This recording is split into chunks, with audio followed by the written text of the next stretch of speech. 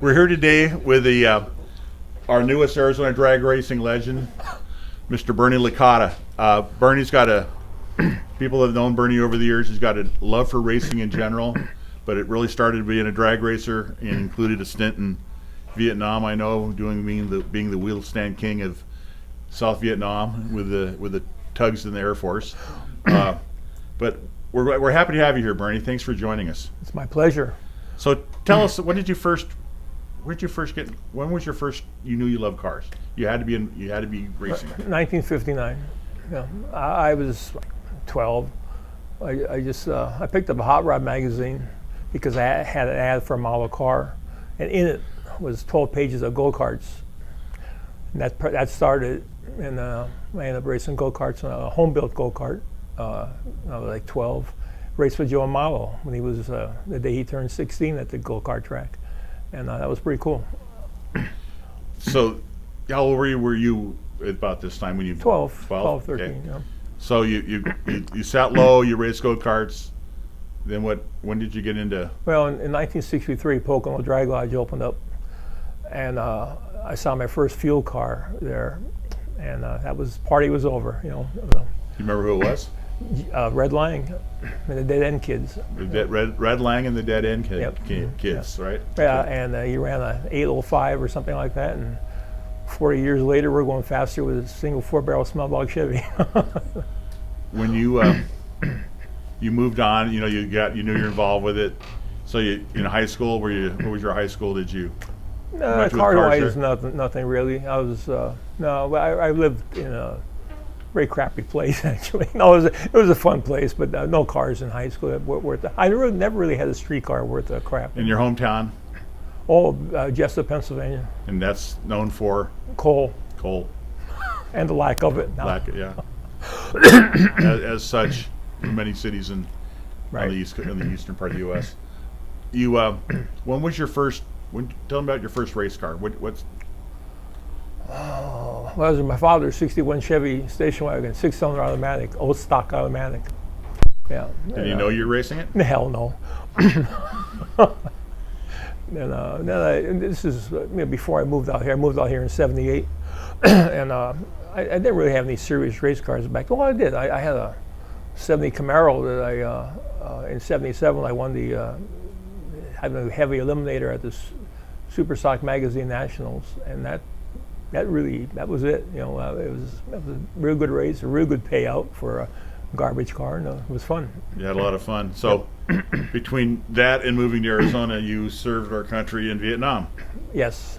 And what was that like when you? I got there the day Martin Luther King was killed, early in April '68. And what was it like keeping track of your passion of racing when you were in Vietnam? Well, we would get Hot Rod magazine, things like that. That was about it. Were many car guys there?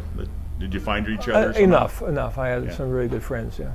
And then you served. Fortunately, you survived doing the wheelies and the tug trucks. No broken front ends or nothing like that. Yeah. Maybe hopefully we'll be able to have a picture to throw up. Scratched pinto hooks. Yeah. It was quite something. I'm really proud of you, Bernie. But you're a legend for that. Still, they still talk about you in Vietnam. Right. Yeah, crazy guy. So you were stationed at Luke Air Force Base for a while, or? Yes. Before Vietnam. Mm-hmm. Before Vietnam. So that was part of your decision when to move. Was that? Oh, absolutely.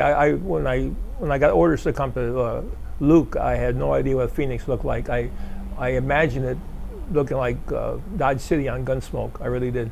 But I knew they had a national race here, and in 1968. Before I left here, I went to the Winter Nationals here. I went to Beeline a few times while I was here. Well, what was Beeline to you back in those days when you're just? Is it? Oh, this was heaven. I just enjoyed it, the car culture and everything else. It was cool. Yeah. So you got out of the Air Force. You moved back home for a while. For 8 years. Uh-huh. And then you said, one winter you're looking at the snow, and you said, or what was your driving force? Well, I was intending to move here eventually. Because of family and things like that, I stayed around for a while. But I graduated school in April, and I was here in May. So Were you still single at the time? Oh, no, I was married with two kids. Uh-huh. So you brought the whole family out? Oh, yeah. How long did it take you to get involved with the racing here? Not too long. I didn't really think I was going to go racing again, but I ended up buying a car that I later found out was Jim Cowan's 57 Chevy, and I threw an engine in it and raced it once or twice, and I don't know. And I sold. I bought some other cars. I bought but the answers burned Vega chassis and put that together. And so you progressed on that. I remember meeting you probably it had to be in the late 70s when you were just after. Yeah. And you were working for one of the bank security companies or safe companies. Or, Yep. And that was you were the guy who stopped by and the speed shop I worked at, and I had time on my hands during the day. you made your own schedule, kind of. Huh? Right. Okay. So what the cars I remember, definitely you had a beautiful Corvette. Right. My favorite car, by the way. You had a wonderful Corvette. Tell me about that. Well, it was. I bought it back in Pennsylvania as a totaled wreck, and I was building it as a street car. And then when Firebird opened up, I just made a race car out of it. What the hell are 66 Corvettes worth nowadays? But it was really a totaled car, not much original fiberglass on it. So we went super gas racing, but I much preferred bracket racing, and it went a small block. It went 940s, 147s. I was pretty happy with it. Who were the people you liked to race against with that car? Who were some of the names you remember? Well, Bud Pickens, of course. Boy, I don't. Mel Weinberg. How could I forget Mel Weinberg? I just don't remember all the names. There were too many. You're just too happy to be racing. So you didn't care who was in another lane, bring them on. Never looked over the other lane. Race your own lane. So you had that great car for quite a while. Then you decided to. What was your next car? The dragster. Yeah. And what were you thinking when you did that? It was just easier to work on. Not as much fun, but easier to work on. Mm-hmm. And that you ran super comp with, and actually comp with one of Bud Yancey's engine in it, and that ruined me. And once you do comp, you ain't going back, especially if you don't have the wallet. Yeah. I definitely understand that too. Right. That's a comp limiter's a lot of fun. Right. So you stayed in racing and you built some project vehicles. You've got two wonderful daughters that have gone on and done well for themselves. That are very amazing people. You got it when you sold your dragster. Were you done with drag racing at all? No, we own. I was the primary owner of a stock eliminator car that I built. Yeah. Okay. And that went on for maybe 10 years later. Who drove that? Dana House. He was my main. I won't mention the other guy. Dana House drove it. Okay. And my best friend, actually. And next to you, to be honest with you. Oh. No. There's some guys that I could not have done this without you, Dana, Bud and Tom Yancer, Bob DeYoung, Mel Weinberg.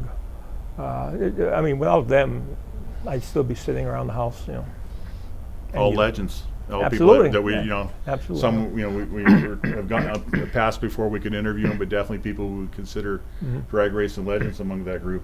So you were the proud owner of a NH race stalker. Yes. And then you said, "I'm done with racing." Oh no! I in my 50s I started racing bicycles, and it was fun. It was competitive. I was actually state champion 3 times, and then I got to start racing go-karts again.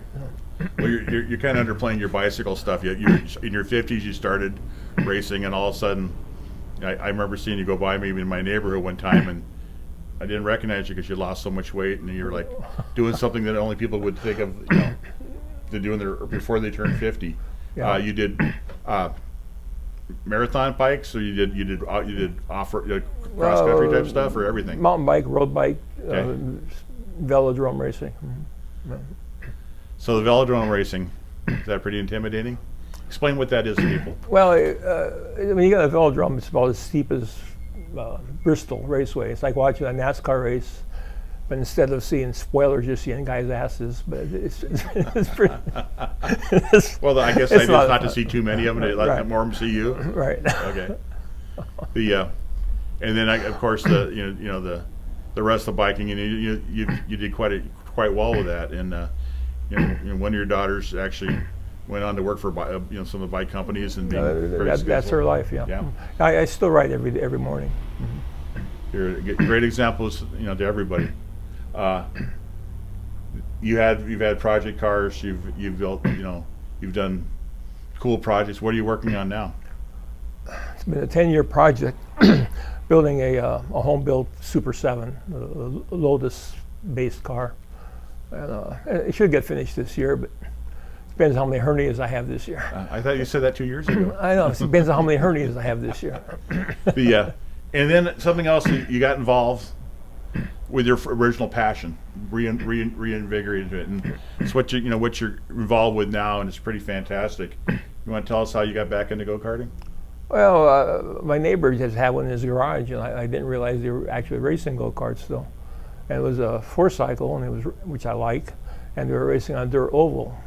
So I don't particularly care for dirt ovals or walls, but I started doing that for about 10 years, and then I went over to the paved track, which is next door, and I thought they were going to burn me as a witch when I showed up with a four-cycle. But I realized that everybody who raced two cycles were on a Sunday. They had their engines in the shop on Monday, everybody. So I started the four cycles there, and right now the track is 80 to 90% four-cycle racing, because you need the numbers to keep the gates open. And I just started it just so I have guys to play with, but it's become what's keeping the track in existence. I think you kind of undersell this, because I myself was attending a PRI, Performance Racing Industry Show, a few years ago in Indianapolis, and the guy in the booth next to me was from Briggs and Stratton, and Dave. I mentioned if you knew Bernie, and you really helped develop a spec class right. that a lot of other tracks have adopted, and made it more affordable and more competitive. Put the back in the driver. Yeah, compared to anything else with an engine and 4 tires, it's free. I mean, valve springs are $3. That's what I explained to your wife. It's free, right? So you've done that. I know that you've had an opportunity a couple times to go back and race at Daytona Motor Speedway. What's that like? The thrill of my life. Just driving into the tunnel is a thrill. But these engines have 6,100 RPM rev limiters. And our local track, what they call a sprint track, will hit 53 miles an hour. And the same engine, same cart, 3 people butted up together. We went 80 miles an hour at Daytona. Well, the fast cars are going 160, by the way. I'm too old to go that fast. And so you've done well. You've raced in the seniors division. Masters, actually. Super Masters. Well, yeah. Last one of the races I went to, it was called the Grand Masters, but I was afraid we were going to have to wear white hoods or something. But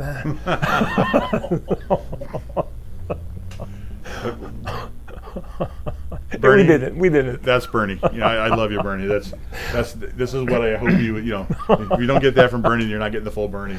Right. And then you've had a business supporting engines.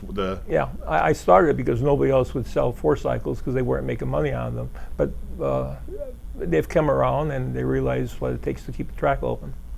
And so then you went on for the PKRA track here in Phoenix, which is still to this day, kids of famous people, famous racers bring they're out there racing. I honestly think that our track has sent more people into professional racing than all the ballparks in the area have sent to the major leagues. I'm sure of that. I had an opportunity out there, I believe it was last year. The COVID stuff makes a flyby with right. Michael McDowell. Michael. What's his name? Michael McDowell. Yeah, he won the Daytona 500. Won Daytona 500 a couple years ago. Right. And he started there. And he'd been telling a story that he grew up just south of the track and used to ride his bicycle to the track, and fell in love with karting, and realized it was his step to the next step into racing. And so a lot of kids have gone through and done that. He believes so strongly in it, him and several other racers back in Charlotte right. area actually built a go-kart track just to emulate what you have at the PKRA track. You've been involved with the management from time to time. You work out there. You see a lot of things going on. Question is a lot of people worry about just racing in general and youth engagement. You think there are kids out there to keep? We still see a lot of kids coming up through racing. Oh, absolutely. Yeah, we're at least I would say we're 60-70% kids under 16. Yeah, it's and now they all move up. Some of them last year they won a point series, and I think we have 5 people from our track go to Bahrain for the World Championships. So there's opportunities there. That's amazing. Yeah. The PK area track is state lease land or county lease land? County park land, yeah. And fortunately, you've procured extensions to your lease for At least 30 more years. 30 more years. It's a great area for that track. It's wish we could have the same luck finding a new location for a drag strip, and we're still working on it. But if you have a chance to go out, they're always running. You have a website. PKRA.com. Okay, and they do their events, and they're a lot of fun to go out there and just to watch especially watch the kids. I know when Michael Mojal was out there, he did some hot laps with the kids all racing around him, and of course, they were lapping him because he weighs so much, and they had a little weight advantage. But they had a great time racing with a hero. They still talk about it. It was an amazing night, and I think it's the closest I'll ever get to a Daytona trophy. I got to have my picture taken, stand next to it.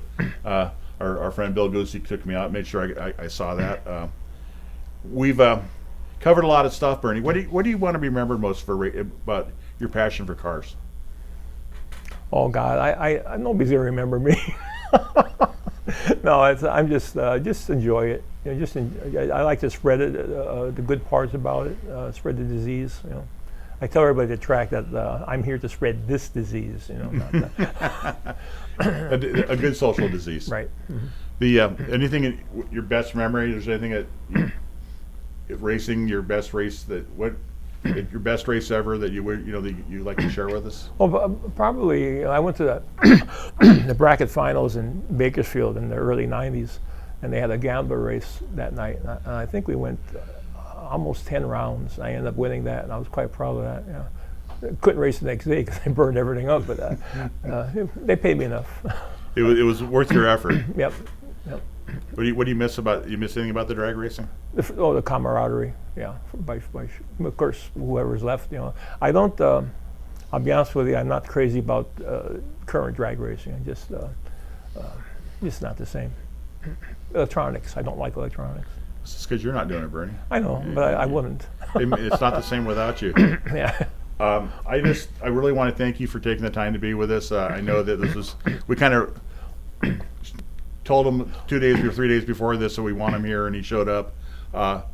People that know Bernie Lacotta will know exactly why we feel he's a drag racing legend. He's very humble, great guy, and Bernie, thank you so much for your time and spending your time with us today. I'm just thrilled I got to sit in the same seat as Mike Hilsbeck. Mike Hilsbeck, absolutely. A lot of great people have sat in that position. I want you to know that you are an Arizona drag racing legend. Well, I told everybody that you called me for this, and I figure you're scraping the bottom of the barrel, but thank you. I really appreciate this. No, far from it, Bernie. Thank you. Bye.